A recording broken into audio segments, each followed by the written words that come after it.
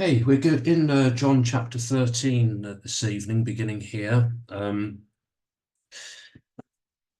The public ministry of Jesus is now over. That really comes to an end in chapter 12. And then from now on, we have no record of any further discussions that Jesus had with crowds of people. In chapters 13 through to 16, we now find Jesus in the upper room with his disciples in a private setting, teaching them and preparing them for the things that are soon to take place.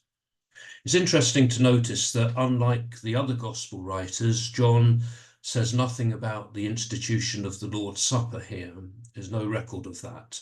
And yet he includes the lengthy discourse that took place between Jesus and his disciples in these chapters, which again, the other writers, Matthew, Mark, and Luke, which they do not record any of that. And also in chapter 17, it's only John who records that prayer of Jesus to his Father in heaven. So in chapter 13, we really begin the second part of the Gospel of John. We might think of the Gospel being divided into two sections, with the first 12 chapters focusing upon Jesus' public ministry, the things that he was doing in public and his public teaching. But now from chapter 13 onwards, it's more of, as mentioned, this personal nature of these personal conversations that Jesus has with his disciples, leading up to his arrest and his trials, and then the crucifixion and the resurrection. But here in chapter 13, it begins with John recording this incident in which Jesus washed the feet of his disciples. And again, this is something which is only found in the Gospel of John. This was an important act of humility and service on the part of Jesus, which foreshadowed his death upon the cross, which was itself the supreme act of humble service. Paul in Philippians chapter 2 and verse 8 says that of Jesus that he humbled himself and became obedient unto death, even death on the cross. So the washing of the feet of his disciples is this humble act of service, prefiguring the greater act of service in dying upon the cross. We'll read here chapter 13, verses 1 to 11. John records this. Now, before the feast of the Passover, when Jesus knew that his hour had come to depart out of this world to the Father, having loved his own who were in the world, he loved them to the end.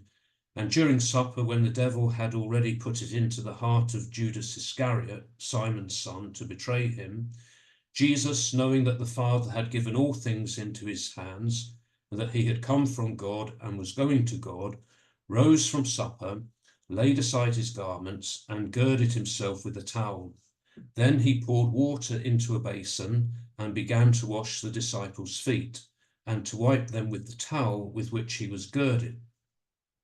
He came to Simon Peter, and Peter said to him, Lord, do you wash my feet? Jesus answered him, What I am doing you do not know now, but afterward you will understand. Peter said to him, You shall never wash my feet. Jesus answered him, If I do not wash you, you have no part in me. Simon Peter said to him, Lord, not my feet only, but also my hands and my head. Jesus said to him, He who has bathed does not need to wash except for his feet, but he is clean all over. And you are clean, but not every one of you. For he knew who was to betray him. That was why he said, You are not all clean. John makes note of the time of this incident here, that it was before the feast of the Passover. We've seen earlier in chapter 12, at the beginning of chapter 12, we were told that it was 6 days before the Passover that Jesus arrived at Bethany, and then on the following day was the day he made his triumphal entry into Jerusalem. So we're in this final week, which is leading to the Passover, the part of the Passover week. So John is setting a time reference for us here when he says that it was before the feast of the Passover. But he doesn't mention how long before the feast or what particular day. It doesn't give that reference here. But John tells us that Jesus knew that his hour had come to depart out of this world to the Father. Jesus knew the things that would soon happen to him. So none of these events took him by surprise. Jesus knew the time when these things would occur. Back in chapter 12 and verse 23, Jesus spoke there of the hour coming in which the Son of Man would be glorified. He said there in chapter 12, verse 23, the hour has come for the Son of Man to be glorified. And now John speaks of Jesus knowing the hour had come for him to depart out of this world and go to the Father. So what he referred to earlier as him being glorified is seen here as him departing out of this world and going to the Father. So this hour that's coming marks the end of Jesus' ministry, his life here on this earth.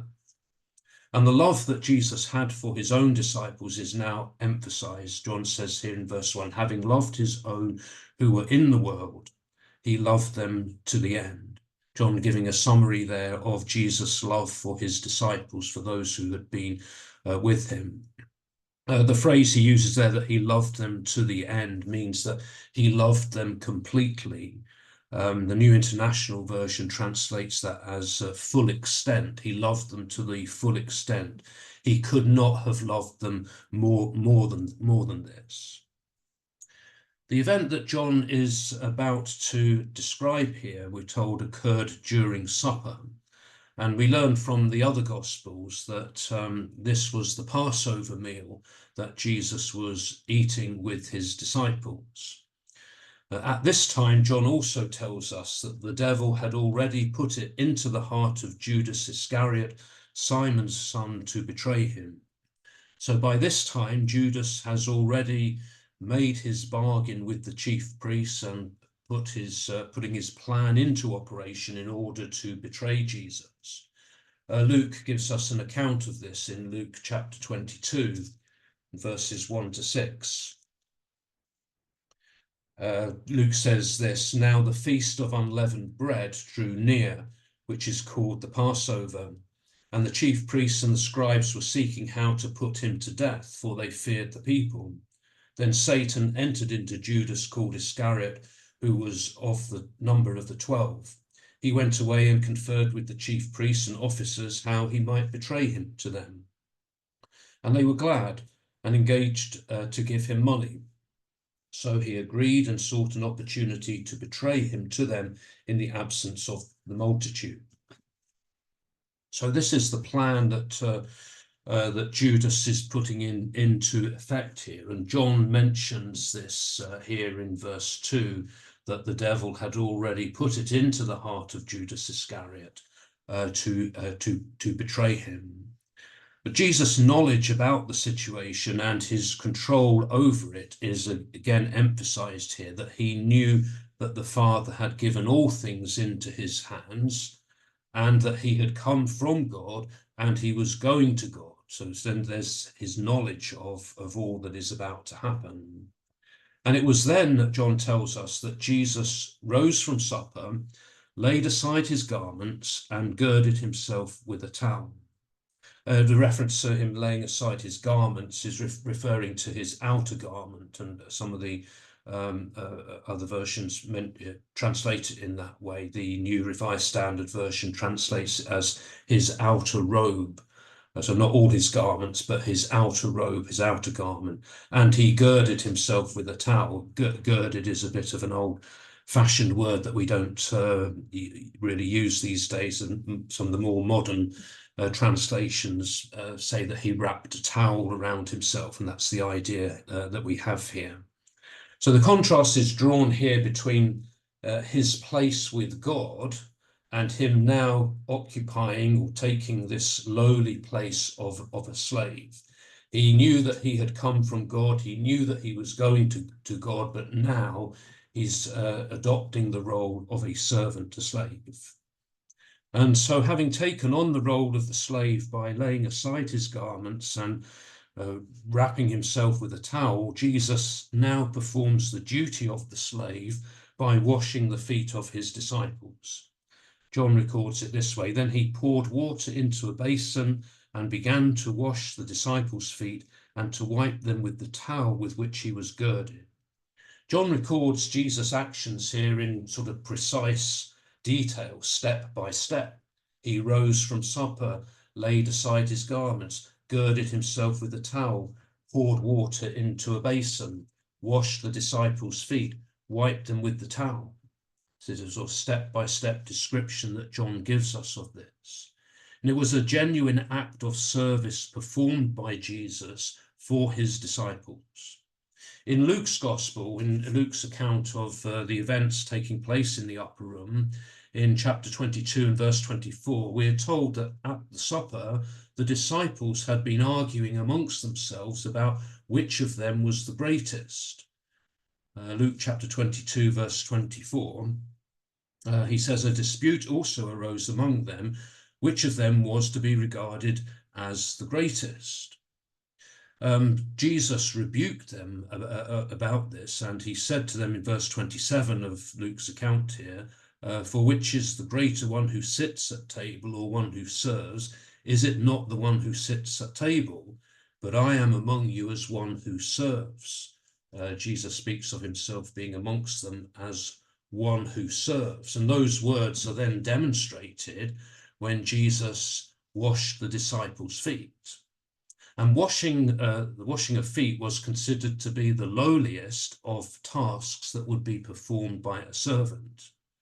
In 1 Samuel chapter 25 and verse 41, we have the story of Abigail and David, and Abigail's husband has died, and she's a widow, and David wants to take her for his wife. But Abigail came before David, and she declared herself to be a servant to wash the feet of the servants of my Lord. That's a recognition of how she saw herself, of that lowly position, that she's a servant, but not just a servant who would wash the feet of the servants.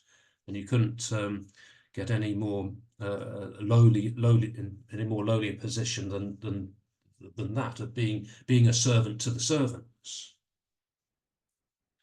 Well, we can only imagine what the disciples must have thought when Jesus started to do this. They must have been taken aback by his action, but no one says anything until Jesus comes to Peter. And Peter says, "Lord, do you wash my feet?" Well, why does Peter question Jesus' action here? Peter perhaps could see that this wasn't right. Jesus should not be the one who was washing their feet. The Lord of glory should not be washing dirty feet. And it says something about the character of Peter and the high regard that he had for Jesus, that he would recognize this, that he would question this. "Lord, do you wash my feet?" But in reply, Jesus says to him, "What I am doing you do not know now, but afterward you will understand." So Jesus is saying, you won't get this now. Peter will not know what Jesus is doing here, but Jesus promised that later he would understand, that later Peter would understand what this act of service was all about. It would make sense to him later. Well, Peter still doesn't really get what's going on here, and so he persists with his objection. He says, "You shall never wash my feet." But Peter is humble enough to see that he's not worthy to have Jesus wash his feet, yet he's also proud enough to try to tell Jesus what he should and should not be doing.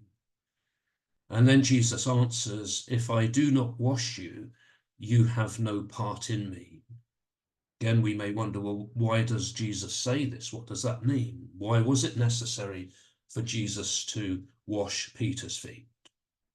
Peter needs to submit himself to what Jesus is doing.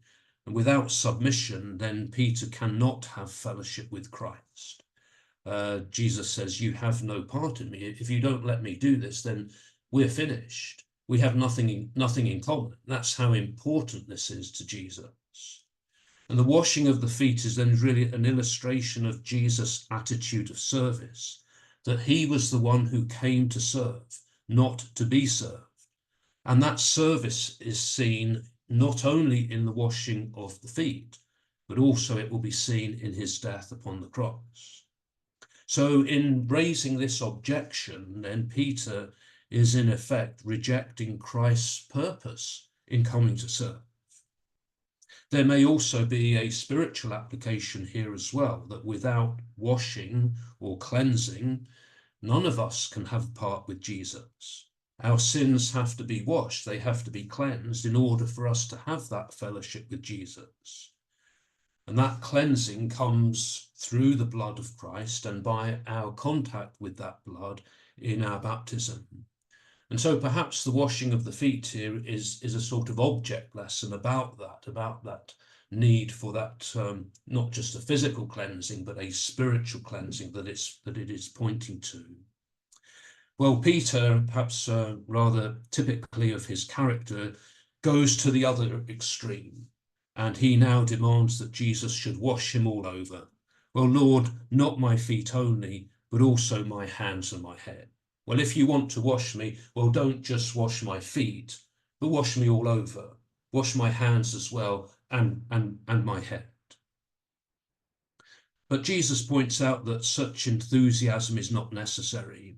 Jesus says, he who has bathed does not need to wash, except for his feet, but he is clean all over. When Jesus says here, he who has bathed, the word that he uses means to wash the whole body. And then he says, he who has bathed, he who's washed his whole body, does not need to wash. That's a different word, and that means to wash part of the body. So if you've had a bath, wash the whole body. Well, then you don't need to wash part of the body. And Jesus says he is clean all over. And you are clean, he says, but not every one of you. So in that climate, in that time, if you'd already bathed yourself all over, then you would only need to wash your feet when you came in from the dusty road. You need to have another bath. Jesus then makes a spiritual application of this. Jesus tells his disciples that they are already clean, which must mean that they're already acceptable to him. They are spiritually clean, but then he adds that not all of them are clean. Later in chapter 15 and verse 3, when he speaks of himself being the true vine, he says here, you are already made clean by the word which I have spoken to you. So they've been made clean by the word. They're cleansed by the word that Jesus has spoken to them and taught them.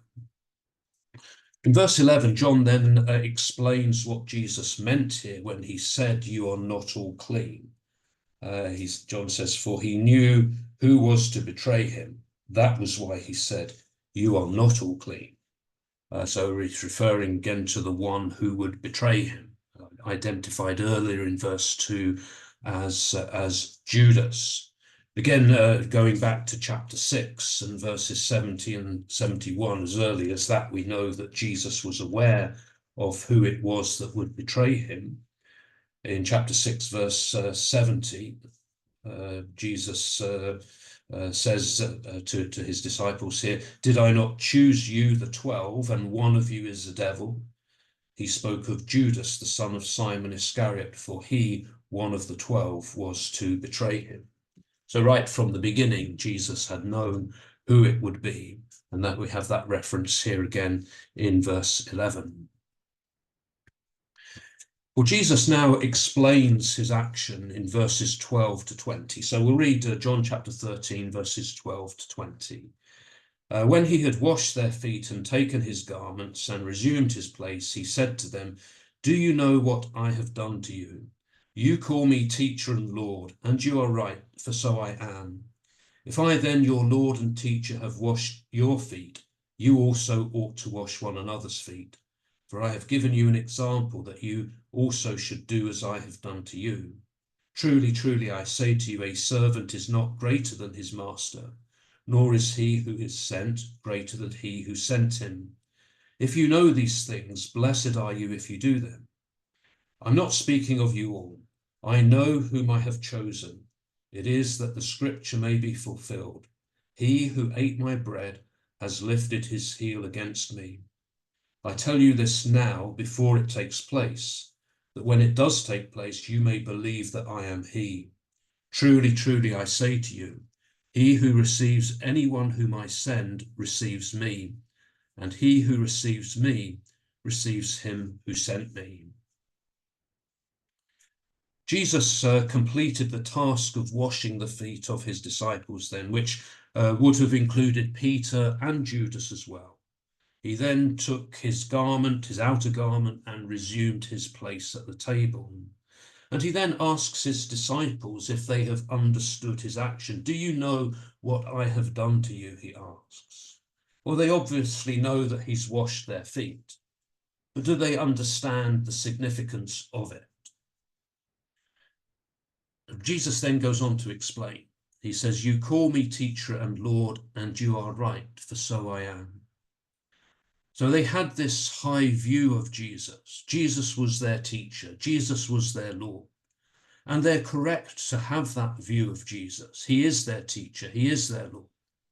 So if Jesus, who is held in such high regard, has washed their feet, then he says, you also ought to wash one another's feet.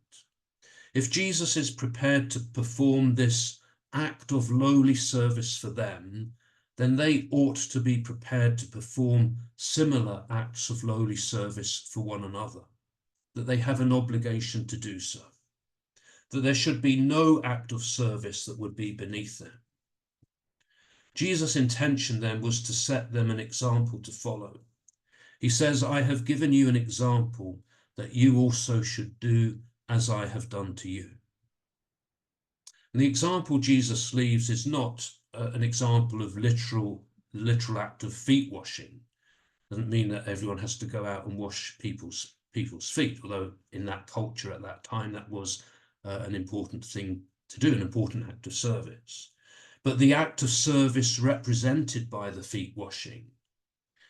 So willingness to serve one another in whatever way is one of our biggest challenges.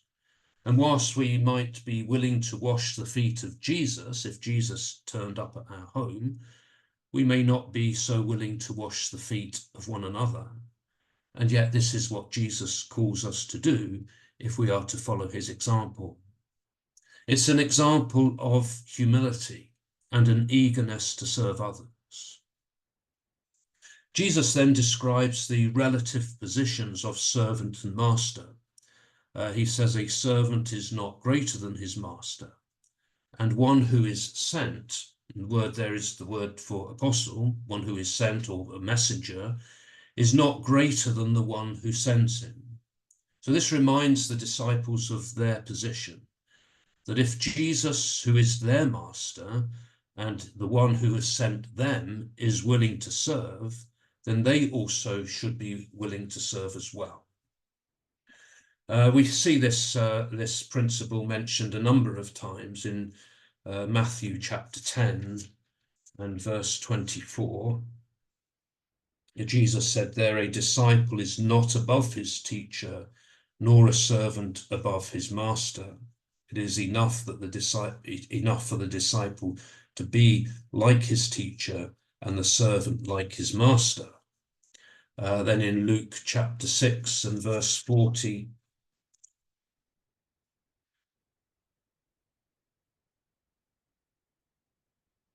he says, a disciple is not above his teacher, but everyone, when he is fully taught, will be like his teacher. And then in Luke chapter 22, verse 27, on the same occasion in the upper room here, we read this earlier, for which is the greater, one who sits at table or one who serves? Is it not the one who sits at table? But I am among you as one who serves. And then in John chapter 15 and verse 20, He says, "Remember the word that I said to you, a servant is not greater than his master." So Jesus speaking of that relationship between the servant and the master, between the one who is sent and the one who does the sending. And it's not enough just to know these things, Jesus says in verse 17 here. It's not just to know that we ought to be servants. We must also be willing to actually do these things, be willing to serve. And Jesus says that those who do these things, who in humility serve others, will be blessed. There's a blessing to be gained through serving others. But Jesus is also conscious that not all of his disciples are going to do this. They won't all act upon these things. And again, he speaks of his awareness of the one who will betray him. And he says in verse 18, "I am not speaking of you all. I know whom I have chosen. It is that the scripture may be fulfilled. He who ate my bread has lifted his heel against me." The scripture Jesus is quoting here comes from Psalm 41 and verse 9. The context of the psalm there speaks of someone who is suffering and being betrayed by friends or false friends. And in verse 9 of Psalm 41, verse 9, the verse Jesus quotes says, "Even my bosom friend, in whom I trusted, who ate of my bread, has lifted his heel against me." My closest friend, the one I trusted, the one who shared a meal with me, he's lifted his heel against me. So eating together, eating bread together or a meal together is a sign of friendship. Lifting the heel, he mentions here, the one who ate my bread has lifted his heel against me. That phrase may come from the action of a horse, which is preparing to kick. It's as if you're being kicked by a horse. Or it could be referred to the lifting of the foot to shake off the dust in an act of rejection. Jesus said, if you're not welcomed in a place, then leave, shake the dust off your feet and leave. Either way, the thought here is, the idea is that of friendship, which is being betrayed, the betrayal of a friend. And that's what Jesus was about to experience. Jesus is telling his disciples of these things, he says, before they take place, so that when they do occur, he says, you may believe that I am he. The he here is not part of the original text. What Jesus says simply is that you may believe that I am. And it may be perhaps a further use of that name of God, the Lord, I am who I am, that Jesus is using that here once again of himself, that you may believe that I am he. So by telling them beforehand about these things, about his betrayal, then the disciples will later come to realize and understand that Jesus was always in control of the situation, that he was not to be caught out when one of his own disciples betrayed him. He wasn't caught by surprise, but he knew that that would happen. And then when the disciples understand that, then that would strengthen their faith and their belief in him. Jesus concludes these words in verse 20.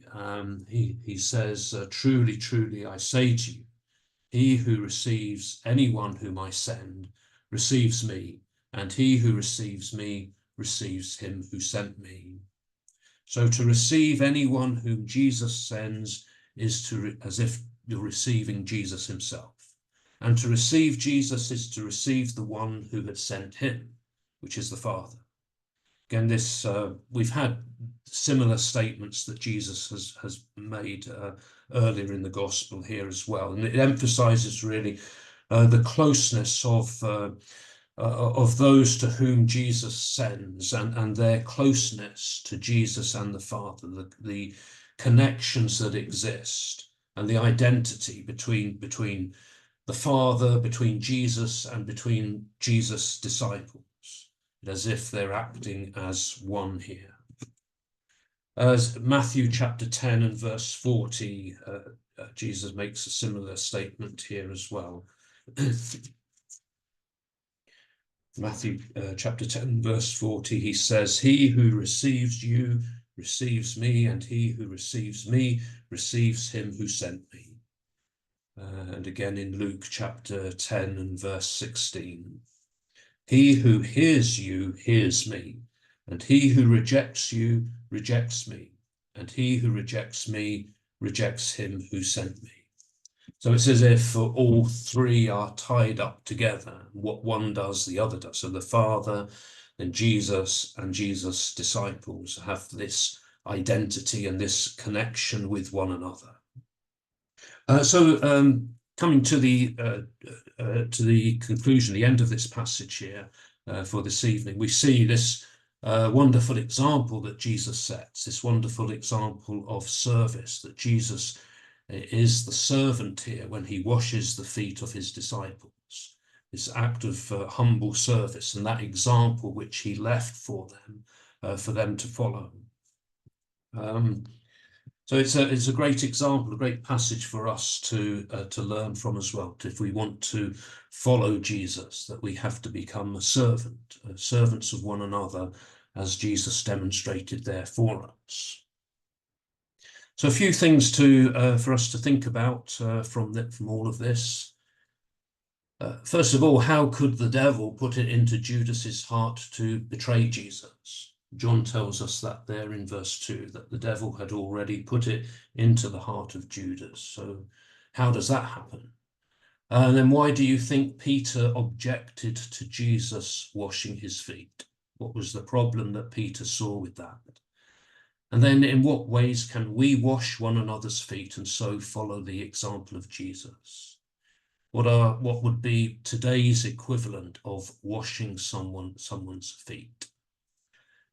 So we will stop there, and if you have any thoughts or comments on those